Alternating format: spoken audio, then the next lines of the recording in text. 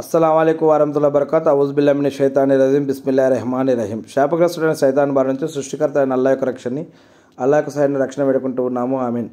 అల్లాహ్ ప్రవక్త ముహమ్మద్ సల్లల్లాహు అలైహి వసల్లం గారిపైన శాంతి సైకలు కురిపించండి వల్ల ఆమీన్. ఇస్లాంలో మసీదుకి చాలా ప్రత్యేకత ఉంది. కొంతమంది దర్గాని మసీదులని అనుకుంటున్నారు. ఒక విషయం మనం గుర్తుపెట్టుకోవాలి, మసీదు వేరు, దర్గా వేరు. దర్గా అంటే అవి సమాధులకి ఆ విధంగా తయారు చేసుకుంటారు, దానికి మసీదుకి సంబంధం లేదు. మసీదు అంటే కేవలం అల్లాను ఆరాధించే ప్రత్యేకమైనటువంటి ప్రార్థనా గృహం, ప్రార్థనా స్థలం మసీదు అంటే.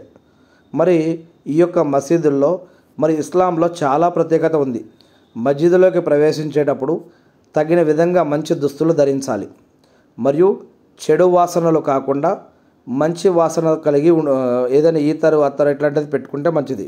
ఇంకొకటి, వెల్లుల్లి, ఉల్లిపాయలు మొదలైనవి తిని మస్జిద్లోకి ప్రవేశించకూడదు అని ఇస్లాంలో హదీసుల్లో చెప్పబడింది. అంటే అవి తినవచ్చు, మంచిదే, అది ఏమి హరాం కాదు. కానీ మస్జిద్లోకి ప్రవేశించే సమయంలో అది తిని వెంటనే ప్రవేశించవద్దు, ఎందుకంటే ఆ వాసన లేకుండా ఉంటే మంచిదని చెప్పడం జరిగింది.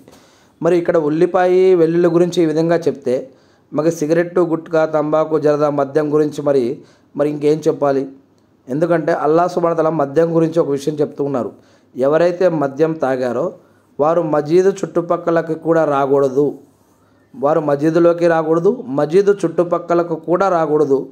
ఒకవేళ వాళ్ళ ఇంటికి వెళ్ళాలి అంటే, ఆ మసీదు సైడ్ నుంచే వెళ్ళాలి అంటే అది వేరే విషయం. మామూలుగా అయితే అసలు అటువైపు కూడా రానేయకూడదు అని కూడా ఆ విధంగా చెప్పడం జరిగింది. ఇకపోతే మసీదులోకి ప్రవేశించే ముందు మరి పురుషులు కూడా ప్రవేశించవచ్చు, స్త్రీలు కూడా ప్రవేశించవచ్చు. పురుషులకి సపరేట్గా ఎంట్రన్స్ ఉంటుంది, స్త్రీలకు సపరేట్గా ఎంట్రన్స్ ఉంటుంది ఈనాటి కాలంలో. కానీ ఒకప్పటి కాలంలో పరదా పద్ధతి అనేది ఉండేది. ఇప్పుడు కూడా పరదా పద్ధతిలో కొన్ని మసీదులు నడుస్తూనే ఉన్నాయి. ముందుగా కుడి కాలుతోటి మసీదులోకి ప్రవేశించాలి, ఎడమ కాలుతోటి మసీదు నుంచి బయటికి వెళ్ళాలి. మసీదులోకి ప్రవేశించడానికి బిస్మిల్లా అని చెప్తే సరిపోతుంది. మరియు ఇంకా వేరే దువాలు కూడా ఉన్నాయి, అది వస్తే చదువుకోవచ్చు. ఇక దరూద్ అంటే ముహమ్మద్ సల్లల్లాహు అలైహి వసల్లం గారిపైన దరూద్ పఠించాలి. ఓ అల్లా, నీ కారుణ్య ద్వారాలను మా కోసం తెరువు అని. మరియు ఇలాంటి కొన్ని అరబిక్ దువాలు కూడా ఉన్నాయి. అల్లాహకు స్తోత్రం, మరియు మా తండ్రుల కోసం వల్ల నీ కారుణ్య ద్వారాలను నా తల్లిదండ్రుల కోసం కూడా తెరువు అంటూ, ఇలాంటి మస్జిద్లోకి వెళ్ళినప్పుడు ఏం దువా చేసుకోవాలి, ఎలా చేసుకోవాలంటూ కూడా కొన్ని ప్రత్యేకమైనటువంటి దువాలు ఉన్నాయి. అసలు మస్జిద్దే ఆరాధనలు, దువాలు, నమాజులు చేసుకోవడం కోసం. మరియు ఇంకా కొన్ని మస్జిద్లో ఇంకా అనేక రకాల కొన్ని, ఒకప్పుడు ప్రవక్త ముహమ్మద్ సల్లల్లాహు అలైహి వసల్లం గారు ఉన్నప్పుడు మస్జిదులలో చాలా కార్యక్రమాలు కూడా జరిగేటివి అన్నమాట. మరియు మస్జిద్లో ఎతకాఫ్ కూడా ఉండవచ్చు. ఎతకాఫ్ అనేది కేవలం ఒక్క రంజాన్లోనే కాదు, రంజాన్లో ఎతకాఫ్ ఉంటాం, కానీ అల్లాహ్ సుబ్హానహు వ తఆలా ఖురాన్లో తెలియజేస్తున్నారు, మీరు మీ యొక్క మొక్కుబడులను నెరవేర్చకుండా అని చెప్పడం జరిగింది. అంటే ఎతకాఫ్ కొంతమంది నియత్ చేసుకుంటారు, కొంతమంది మొక్కుకుంటారు అల్లాని. అప్పుడు ఈ యొక్క ఎతకాఫ్ అనే మొక్కుబడి కూడా ఉంటుంది. వీరికి ఆ మస్జిద్కి ఎవరైతే ఇన్ఛార్జిగా ఉన్నారో, అమీర్గా లేదా సదర్గా లేదా లీడర్గా, నాయకుడిగా ఉన్నారో వారి యొక్క పర్మిషన్ తీసుకొని వారికి మీ యొక్క నియత్ ఏంటో చెప్పి ఆ యొక్క మస్జిద్లో ఎతకాఫ్ ఉండేటటువంటి ఏర్పాటు కూడా మీరు అక్కడ ఉన్నటువంటి లొకాలిటీలో మీరు ఆ యొక్క మస్జిద్తో మాట్లాడుకొని ఆ యొక్క అవకాశం ఉంటే వారిని పొందవచ్చు. ఇక మస్జిద్లోకి వెళ్ళగానే 2 రకాతులు నమాజ్ చదువుకోవాలి. దీన్ని తయతుల్ మస్జిద్ అని అంటారు. ఇక ఇది మస్జిద్లో నిశ్శబ్దంగా ఉండాలి, గౌరవంగా కూర్చోవాలి, ఎవరిని కెలగకూడదు, మజాకులు ఆడకూడదు, టైంపాస్ చేయకూడదు, గొడవలు పడవద్దు, మరియు ఆడకెళ్ళి ఫోన్లో టైంపాస్ చేయొద్దు, మరియు ప్రాపంచిక విషయాలు మాట్లాడవద్దు. మరియు ఇంకొక విషయం, మస్జిదుల్లో పెద్ద వాయిస్తోటి కూడా ఎవరితో మాట్లాడొద్దు, చిన్న మరియు గౌరవ మర్యాదలతో ఉండాలి. అల్లా యొక్క గృహం అని చెప్పి గుర్తుపెట్టుకోవాలి. మరియు ఇష్టం వచ్చినటువంటి గందరగోళాలు చేయకూడదు. ఇవన్నీ కూడా దృష్టిలో పెట్టుకోవాలి. మస్జిద్కి ఒక ప్రత్యేకమైనటువంటి స్థానాన్ని అల్లా కల్పించాడు. మస్జిద్లోని అల్లా యొక్క గృహాలుగా చెప్పడం జరిగింది. మరియు ఎవరైతే మస్జిద్ లోపల కూర్చొని బిజినెస్లు, వ్యాపారాల గురించి మాట్లాడొద్దని చెప్పడం జరిగింది. ఎవరైతే మస్జిద్లో కూర్చొని బిజినెస్లు, వ్యాపారాల గురించి మాట్లాడతారో వారిపైన ప్రవక్త ముహమ్మద్ సల్లల్లాహు అలైహి వసల్లం గారు శపించినటువంటి శాపం కూడా ఉంది. అందుకే మస్జిద్లో కూర్చొని బిజినెస్లు వ్యాపారాల గురించి మాట్లాడటం కంటే మనం మస్జిద్ నుంచి బయటకు వచ్చి మాట్లాడుకోవడం మంచిది. ఇకపోతే సలా కోసం అంటే నువ్వు మస్జిద్లో కూర్చొని నీ యొక్క బిజినెస్ గురించి, వ్యాపారం గురించి, జాబుల గురించి దువా చేసుకోవచ్చు, కానీ వేరే వాళ్ళతో డిస్కషన్ పెట్టకూడదు అనేది ఇక్కడ చెప్తున్నటువంటి విషయం. ఇక మస్జిద్లో ప్రాపంచిక వ్యవహారాల గురించి మాట్లాడకూడదు, ఇది ఆల్రెడీ చెప్పుకున్నాం మనం.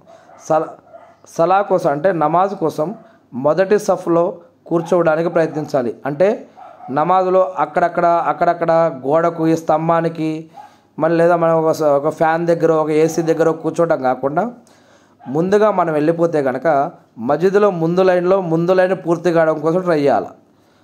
అసలు ముందు వరుసలో ఉన్నటువంటి విలువ తెలిస్తే కనుక, మస్జిద్లో ముందు వరుసకి ఉన్నటువంటి విలువ తెలిస్తే కనుక యుద్ధాలు చేసుకుంటారంట విశ్వాసులు, కొట్లాడుకుంటారంట. అటువంటి విలువ ఉంది దానికి. అది ఏం విలువ ఉంది అల్లాకి బాగా తెలుసు. మరి ఈ యొక్క విషయాన్ని గుర్తు పెట్టుకొని మరి ముందుగా మస్జిద్లోకి వెళ్ళగానే మొదటి వరుసని పూర్తి చేయడం కోసం ప్రయత్నించాలి. దాని తర్వాత రెండో వరుస, దాని తర్వాత మూడో వరుస. అంతేగాని నేను గోడకు కూర్చుంటా, నేను స్తంభానికి కూర్చుంటా, నేను ఏదో ఫ్రెండ్ దగ్గర కూర్చుంటా, నేను అక్కడ ఇక్కడ ఉంటాను. మనం వెళ్ళేది అల్లాని ఆరాధించకపోతున్నాం. అల్లాని ఆరాధించడం కోసం వెళ్తున్నప్పుడు అల్లా ప్రవక్త గారి ద్వారా చెప్పిన నియమ నిబంధనలను పాటిస్తూ ఆరాధిస్తేనే అల్లా ఇంకెక్కువ పుణ్యాలు మనకి ఇచ్చే అవకాశం ఉంటుంది. మరి ఒక చెడు పని చేసి మంచి పనికి సహాయం చేస్తే అల్లా స్వీకరిస్తాడా?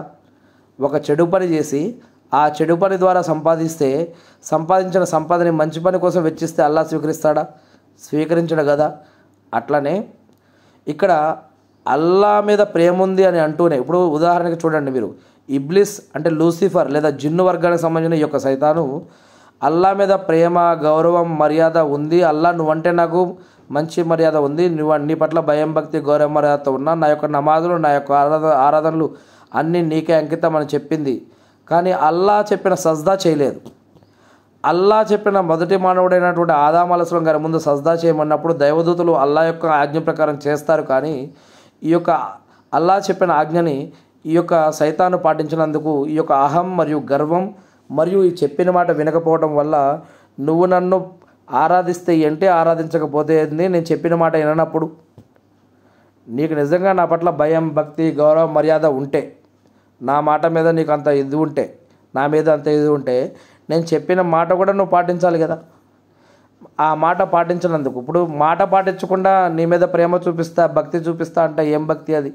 అందుకు దాన్ని శైతానుగా శపించడం మరియు నరకానికి నేను గురి చేస్తా అని చెప్పడం, దాని తర్వాత అల్లా మళ్ళీ ప్రళయం దాకా సమయం ఇవ్వటం, ఇదంతా జరిగింది. అట్లానే ఇక్కడ నేను ఇప్పుడు మన తల్లిదండ్రుల మీద మనకి ప్రేమ, గౌరవ మర్యాదలు ఉన్నాయి. మన తల్లిదండ్రుల మీద ప్రేమ, గౌరవ మర్యాదలు ఉన్నాయని అంటూనే వాళ్ళు ఏదైనా అనారోగ్యంతో ఉన్నప్పుడు ఒక 10 రూపాయలు ఇచ్చి, బాబు నువ్వు వెళ్ళి మాకు టాబ్లెట్ తీసుకురా అంటే, లేదమ్మా నేను క్రికెట్ ఆడుకోవడానికి పోవాలని వెళ్ళిపోతే కనుక నిజంగా తల్లిదండ్రుల పట్ల మనకి ప్రేమ, గౌరవ మర్యాదలు ఉండి ఏం ప్రయోజనం?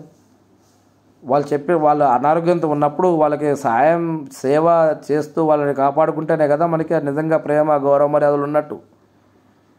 అలానే ఇక్కడ చెప్పే విషయం ఏమిటంటే, అల్లా చెప్పిన ఆజ్ఞలను పాటిస్తూ అల్లాని ఆరాధిస్తేనే కదా అల్లా దగ్గర మన యొక్క ఆరాధనలు స్వీకరించబడేది, మరియు దానికి తగ్గట్టుగా మనకు పుణ్యాలు కూడా దక్కేది. మన యొక్క హజ్, ఉమ్రా, దువాలు, ప్రార్థనలు, నమాజులు అల్లా వద్ద స్వీకరించబడాలంటే మన యొక్క సంపద హలాల్ సంపాదన అయి ఉండాలి. మన యొక్క సంపాదన హలాల్ సంపాదన అయి ఉండాలి. మనం హరాం పద్ధతిలో క్రైమ్లు, నేరాలు, ఘోరాలు, మోసాలు, అబద్ధాలు చెప్పి వ్యాపారం చేసి, మరి హజ్జుమ్రాలు చేసి, దాన ధర్మాలు చేసి, సదకా ఖైరాతులు చేసి, కుర్బానీలు ఇచ్చి, జకాతులు ఇస్తే అల్లా స్వీకరిస్తాడా? స్వీకరించాడు కదా.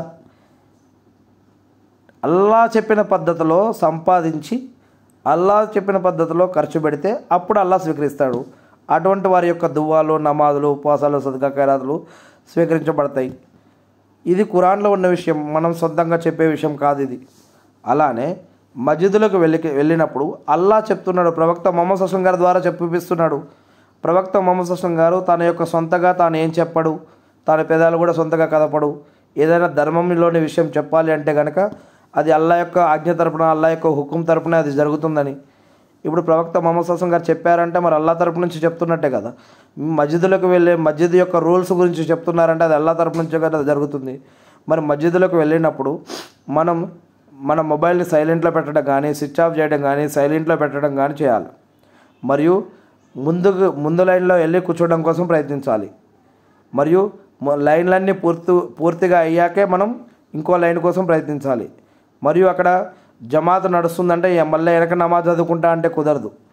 నువ్వు నఫిల్ నమాజులు కానీ, సున్నత్ నమాజులు కానీ, ఏ నమాజులైనా సరే ఒక్కసారి అక్కడ జమాత్ నిలబడి మోదన అకామత్ ఇచ్చి అక్కడ నమాజ్ నడుస్తుంది అంటే వెనక ఎటువంటి నమాజు నడవదు, అది యాక్సెప్ట్ చేయబడదన్న విషయం తెలుసుకోవాలి. మనం ముందుగా ఆ జమాత్తో నిలబడిపోయి ఎక్కడి నుంచి అయితే నమాజ్ దొరికిందో అక్కడి నుంచి కంటిన్యూ చేసుకోవాలి.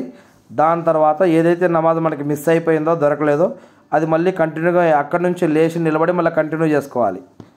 ఏవైతే నువ్వు నఫిల్లు సున్నతులు ఏవైతే మిస్ అయినాయో అవన్నీ కూడా మళ్ళీ ఈ నమాజ్ తర్వాత పూర్తి చేసుకోవాలి. అలా ఈ యొక్క విషయాలన్నీ కూడా మనం తెలుసుకోవాలి.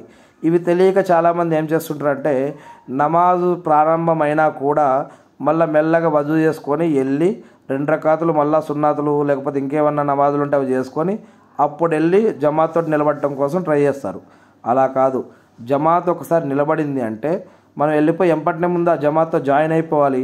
ఆ జమాత్ తోటి ఒక రకాత్ దొరికినా లేదా ఒక రుకు దొరికినా లేకపోతే ఒక సజ్దా దొరికినా, ఏది దొరికినా, ఒక ఖియామ్ దొరికినా, ఎక్కడి నుంచి అయితే దొరుకుతుందో అక్కడి నుంచి మనం కంటిన్యూ చేసి నమాజు జమాతో అయిపోయినాక మళ్ళీ మనం లేచి నిలబడి ఏదైతే మనం మిస్ అయిపోయినామో దొరకలేదో అది మళ్ళీ పూర్తి చేసుకొని దాని తర్వాత ఏదైనా నఫిల్ సున్నతులు ఇంకేమన్నా చేసుకునేటివి ఉంటే మళ్ళీ చేసుకోవచ్చు.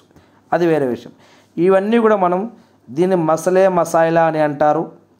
సలహాలు, సందేహాలు, డౌట్లు అని అంటారు. ఇవన్నీ కూడా మనం ఇస్లాంలో ప్రతి విషయం కూడా నేర్పాలి, నేర్చుకోవాలి, ఇవి అడగాలి.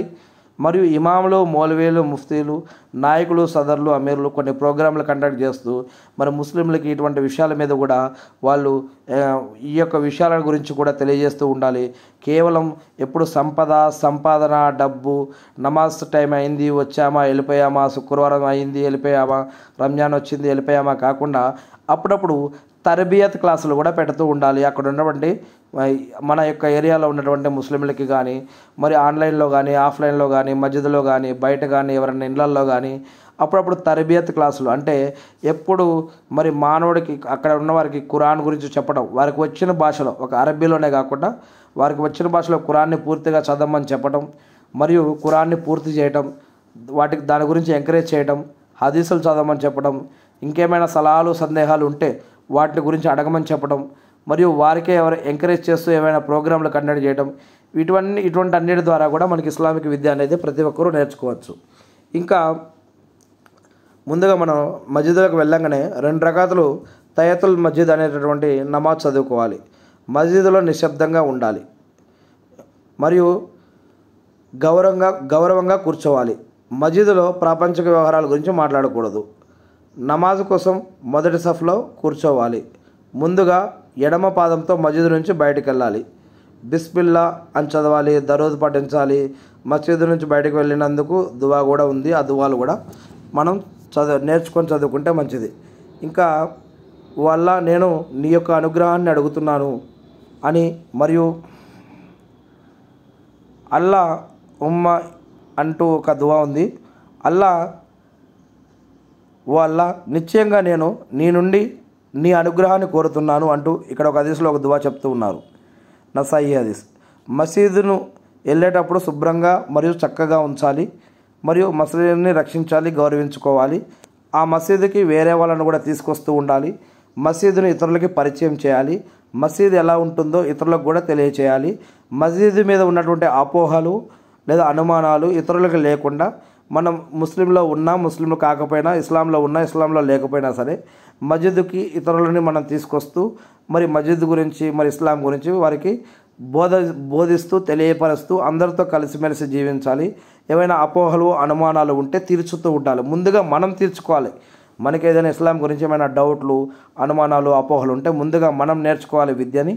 దాని తర్వాత ఇతరులతో కూడా మంచిగా కలిసిమెలిసి మనం మస్జిద్ యొక్క ప్రేమ, గౌరవం, మర్యాదని అందరికీ తెలియజేస్తూ ఉండాలి.